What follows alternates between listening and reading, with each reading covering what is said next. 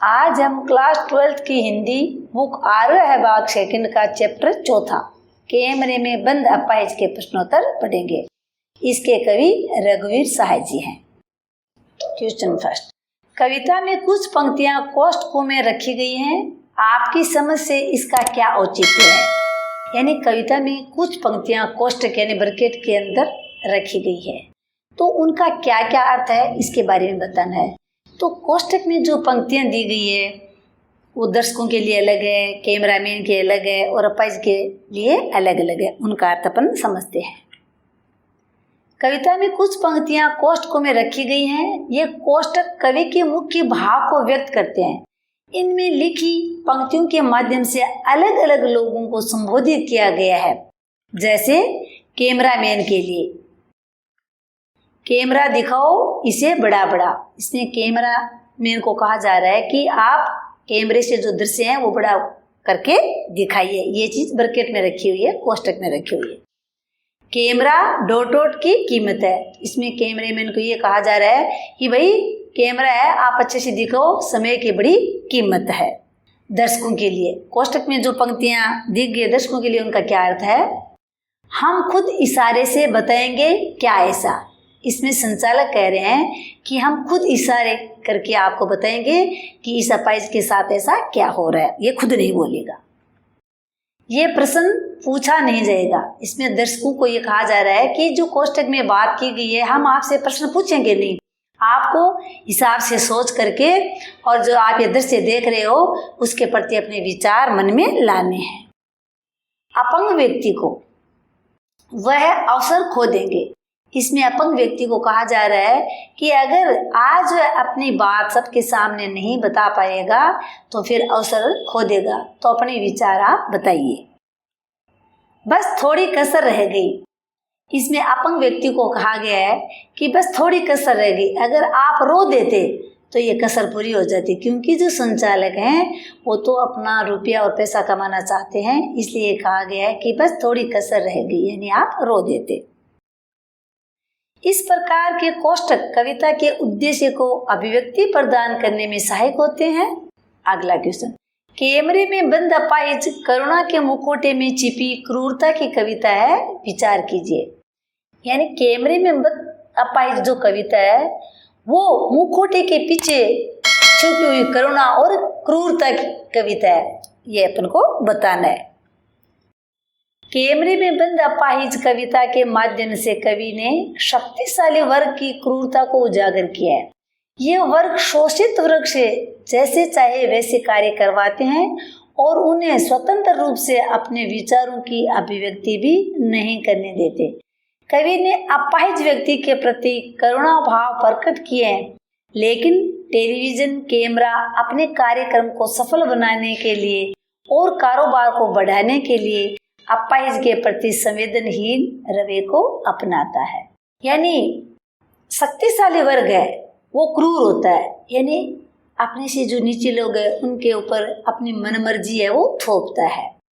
ये वर्ग शोषित वर्ग जैसे चाहे वैसे कार्य करवाते हैं और जो शोषित जिनका शोषण किया जाए शोषित वर्ग है उनको स्वतंत्र रूप से अपने विचारों को अभिव्यक्त करने का अधिकार भी नहीं देते। तो इसमें कविता में अपाहिज व्यक्ति के प्रति करुणा भाव प्रकट तो किए हैं, लेकिन क्यों किए हैं? क्योंकि टेलीविजन कैमरे अपने कार्यक्रम को सफल बनाने के लिए सिर्फ पैसा कमाने के लिए वो ऐसा दिखावा करते हैं, जबकि अपाहिज के प्रति उनकी संवेदनहीन प्रवृत्ति होती है, यानी संवेदना बिल्कुल भी नहीं होती। अगला क्वेश्चन, हम समर्थ शक्तिवान और हम एक दुर्बल को लाएंगे पंक्ति के माध्यम से कवि ने क्या व्यंग्य किया है। यानी इसमें संचालक कह रहे हैं कि हम समर्थ शक्तिवान और दुर्बल को लाएंगे, आपके सामने ऐसा दृश्य प्रस्तुत करेंगे, क्योंकि वो उस अपंग व्यक्ति के बारे में यहाँ पे बात कर रहे हैं। तो जो लोग प्रोग्राम को देख रहे हैं उनको ये कह रहे हैं हम समर्थ शक्तिवान दुर्बल को आपके सामने लाएंगे, अब आप इसमें देखिए। हम समर्थ शक्तिमान पंक्ति के माध्यम से मीडिया की ताकत व कार्यक्रम संचालकों की मानसिकता का पता चलता है। मीडिया संचालक अपने प्रचार प्रसार की ताकत के कारण किसी का भी मजाक बना सकते हैं तथा किसी को भी नीचे गिरा सकते हैं। चैनल के मुनाफे के लिए संचालक किसी की करुणा को भी बेच सकते हैं। कार्यक्रम का निर्माण व प्रस्तुति संचालकों की मर्जी से होता है। यानी मीडिया कर्मी जो होते हैं वो अपने प्रोग्राम के प्रसार और प्रचार की ताकत के कारण किसी का मजाक बना लेते हैं और किसी को नीचे भी गिरा देते हैं।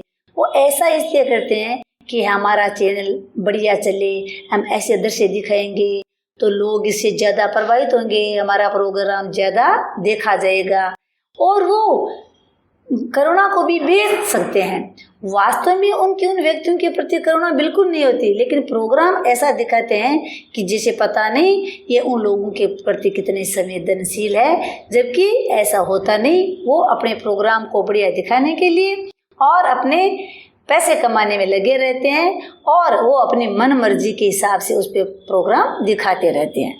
अगला क्वेश्चन, यदि शारीरिक रूप से चुनौती का सामना कर रहे व्यक्ति और दर्शक दोनों एक साथ रोने लगेंगे तो उससे प्रश्नकर्ता का कौन सा उद्देश्य पूरा होगा। इस प्रश्न में ये पूछा है कि जिस शारीरिक रूप से चुनौती का सामना करना है, जो अपाहिज है वह और जो प्रोग्राम देख रहे हैं वो दोनों एक साथ रोने लगे तो जो कार्यक्रम दिखा रहा है उसका कौन सा उद्देश्य पूरा हो जाएगा।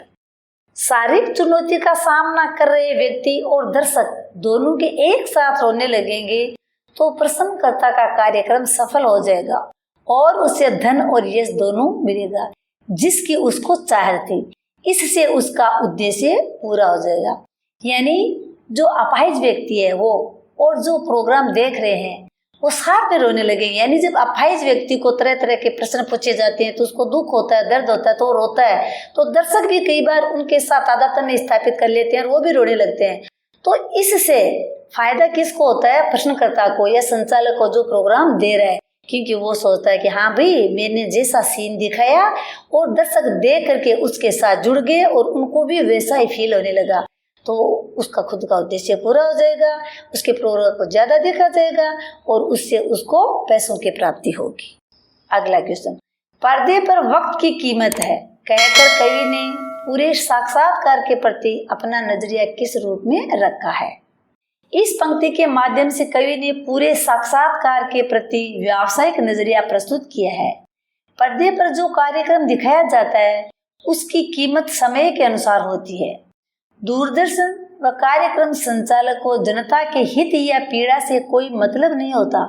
वे अपने कार्यक्रम को कम से कम समय में लोकप्रिय करना चाहते हैं।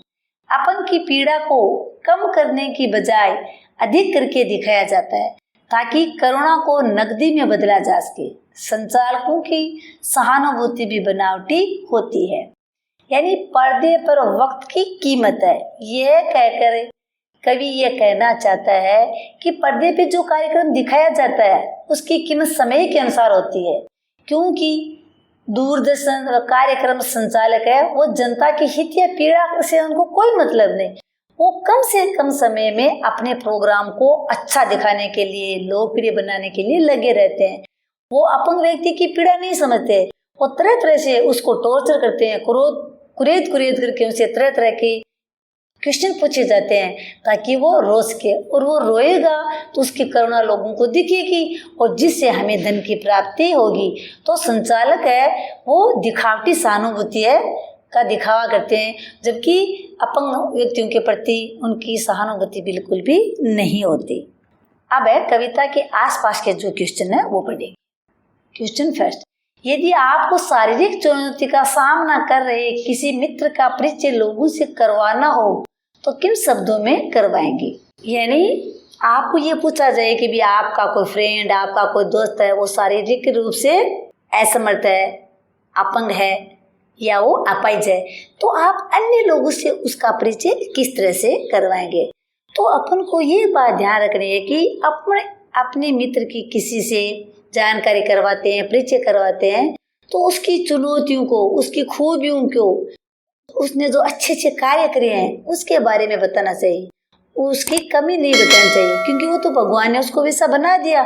तो ऐसे उनके अच्छे अच्छे कामों को गिना करके उसको उत्साहित करना चाहिए। इस तरह से मैं अपने यहाँ पे विचार प्रस्तुत कर रही हूँ। आप भी अपने हिसाब से इसमें अपने विचार व्यक्त कर सकते हैं।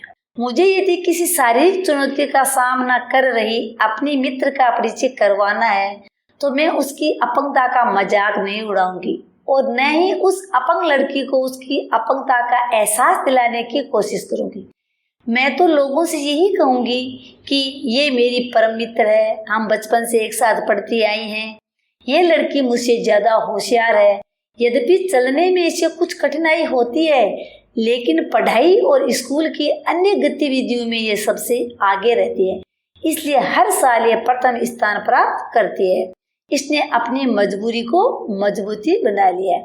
अगर इस तरह से हम दूसरों के सामने उसके बारे में बताएंगे तो उसका हौसला बढ़ेगा और वो जीवन में आगे बढ़ सकेगी। तो कभी भी अपन की अपाहिज की किसी के सामने कमियां नहीं बताना चाहिए, उसकी अच्छी अच्छी बातें बतानी चाहिए ताकि उसको भी मोटिवेशन मिलता रहे। अगला क्वेश्चन, सामाजिक उद्देश्य से युक्त ऐसे कार्यक्रम को देखकर आपको कैसा लगेगा? अपने विचार संक्षेप में लिखें।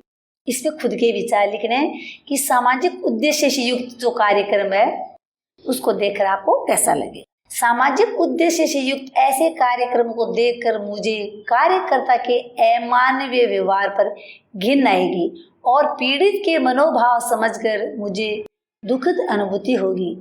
यानी इसमें उस अपाहिज को तरह तरह के क्वेश्चन पूछे जाते हैं, उसको अपने दर्द को याद दिलाया जाता है, अपंगता का ध्यान दिलाया जाता है। तो ऐसे प्रश्न उनसे पूछते हैं तो मुझे उन पे घिन आती है। तो पीड़ित के मनोभाव समझकर मुझे उसके प्रति दुख की अनुभूति होती है। अगला क्वेश्चन, यदि आप इस कार्यक्रम के दर्शक हैं तो टीवी पर ऐसे सामाजिक कार्यक्रम को देखकर एक पत्र में अपनी प्रतिक्रिया दूरदर्शन निदेशक को भेजें। यानी इसमें पूछा गया है कि अगर आप ऐसे प्रोग्राम को देखते हैं तो अपनी प्रतिक्रिया दूरदर्शन निदेशक को भेजनी है, उनको एक पत्र भेजना है। तो पत्र भेजने के लिए ऊपर सबसे पहले क्या लिखा जाता है वो देखिए। सेवा में निदेशक दूरदर्शन प्रसार समिति नई दिल्ली, ये ऊपर एड्रेस कर दिया। महोदय, मैं आपका ध्यान समझौता नामक कार्यक्रम की ओर दिलाना चाहता हूँ। यानी प्रोग्राम का नाम है समझौता रखा है, आप और कुछ भी रख सकते हो। आप इसमें समाज के विभिन्न वर्ग व उनकी समस्याओं को दिखाते हैं, परंतु इस कार्यक्रम को बनाते वक्त आप पीड़ित की भावनाओं की अवहेलना करते हैं। कई बार उपहास किया जाता है। अगर आप उनकी समस्या का समाधान नहीं कर सकते तो ठीक है, परंतु उनके अस्तित्व को हानि नहीं पहुंचाए। यानी निदेशक दूरदर्शन प्रसार समिति नई दिल्ली को पत्र लिखकर के ये बताया गया है कि आप इस तरह के प्रोग्राम देते हो, लेकिन जो व्यक्ति पीड़ित है उसकी भावनाओं को ठेस न पहुंचाई जाए, उसका उपहास नहीं किया जाए। ऐसी समस्या का समाधान अगर आप कर सकते तो ठीक है, अगर न कर सकते तो उस व्यक्ति को कम से कम ठेस तो ना पहुंचाएं। आशा है आप इस कार्यक्रम में उचित सुधार करेंगे। भवदीय ये लिख करके नीचे अपना नाम लिख दो, जो भी ये पत्र लिख रहे हैं वो अपना नाम लिख देना। धन्यवाद।